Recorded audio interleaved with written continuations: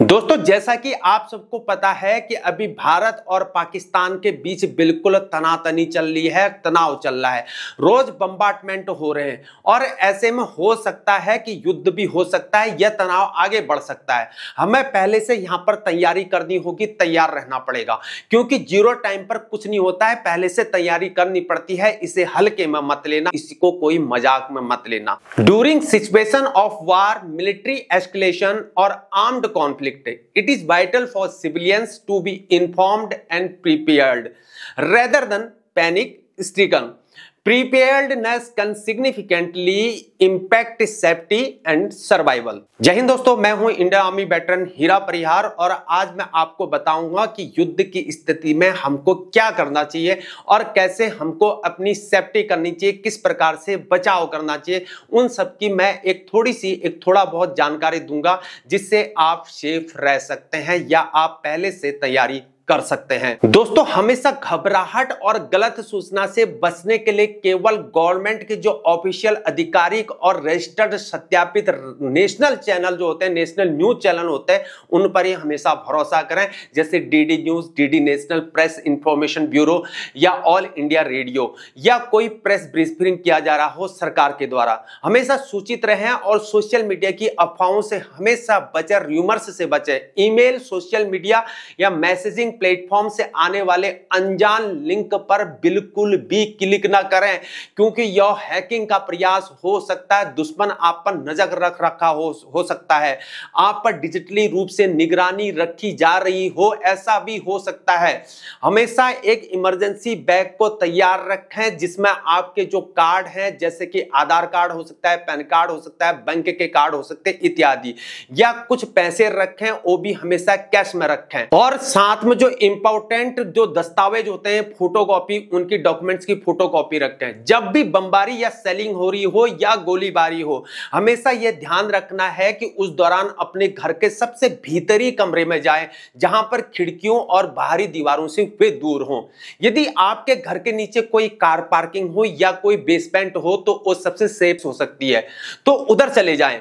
First aid kit साथ में रखें, मतलब एक छोटा सा बैग हो या कोई सेविंग किट हो सकता है या कोई छोटा बैग हो सकता है, उसमें हमेशा कुछ दवाइयां रखें, जैसे कि बिटाडिन रखें, एक छोटी कैंची रखें, एक गर्म पट्टी रखें, एक ड्रेसिंग पट्टी या कुछ इस टाइप से रखें, कुछ पैरासीटामोल हो सकते हैं, कुछ आइब्रोफिन हो सकते हैं पेन किलर के लिए, एक छोटी सी डिटॉल या सेवलॉन की हमेशा साथ में रखें।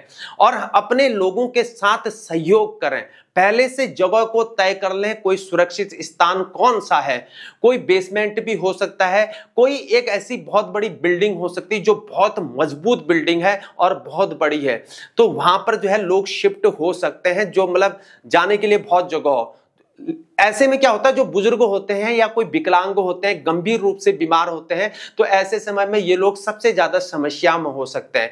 इसलिए पहले से हमेशा तय कर लें कि युद्ध जैसी अगर हालात हो, युद्ध जैसी स्थिति हो, तो मदद के लिए किसी साथी को इनके लिए नियुक्त करें, यानी कि बड़ी नियुक्त कर लें, ताकि उनकी मदद हो सके, क्योंकि पीछे छूट सकते हैं। पड़ोसियों के साथ हमेशा मिलजुल कर रहें, क्योंकि जानकारी को साझा करने से जो होती है, आपको जानकारी मिलती है।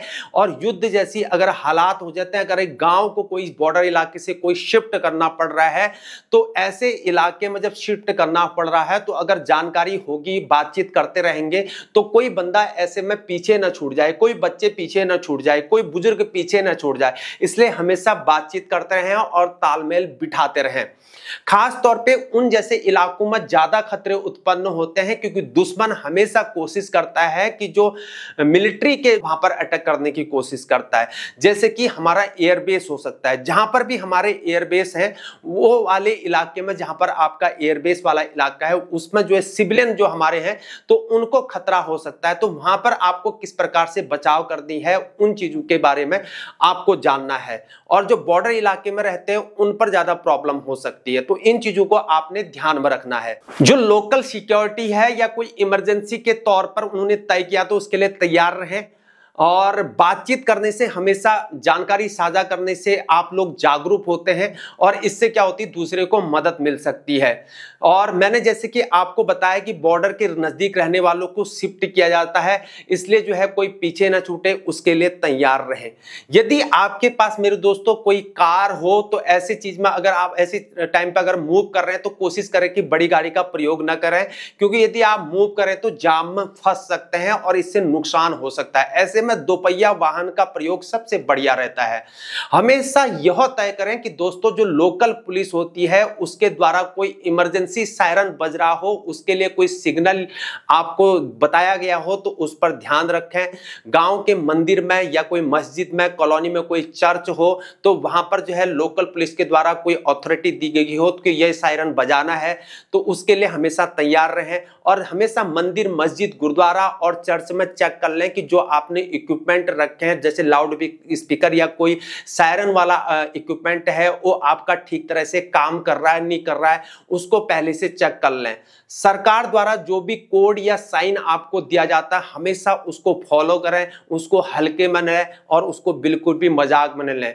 युद्ध जैसी स्थिति में हमेशा दूसरों की मदद करें। यदि आप बाहर हो और भारी बिल्कुल मोटर सेलिंग हो रही हो और बम्बार्टमेंट हो रहा हो या कोई मिसाइल से हमला हो रहा है, तो जहां कहीं भी आपको आड़ मिलती है, हमेशा सपोर्ट मिलता है, उससे अपने आप को आपने सिक्योर करना है, सुरक्षित करना है। या तो आपको बिल्कुल खुले मैदान में चले जाना है, खुले में जाना है और जमीन में पेट के बल लेट जाना है और अपने हैंड को जो है सिर के पीछे लेके जो है लॉक कर देना है और उसमें बिल्कुल जमीन में समतल बिल्कुल आराम से लेट जाना है, जिससे कोई अगर इंजरी होती है तो उससे कम इंजरी होगी और उससे बचा जा सकेगा। इन चीजों को आपने फॉलो करना है, ध्यान रखना है और इसको हल्के में नहीं लेना है। तो दोस्तों ये थी अभी तक की जानकारी। अगर आपको जानकारी पसंद लगी तो इसको ज्यादा से ज्यादा लोगों के साथ शेयर करें। खास तौर पे हमारे जो बॉर्डर वाले इलाके हैं या कोई एयरबेस वाला इलाका है तो उस एयरबेस के इलाके में रहते हैं या कोई मिलिट्री के जो बेस है उस इलाके नजदीक वाले इलाकों में रहते हैं, तो वहां पर जो है उन लोगों को इससे फायदा हो सकता है। इसलिए ज्यादा से ज्यादा वीडियो को शेयर करें। आज तक के लिए इतना ही, फिर मुलाकात होगी। जय हिंद, जय भारत, वंदे मातरम, भारत माता की जय।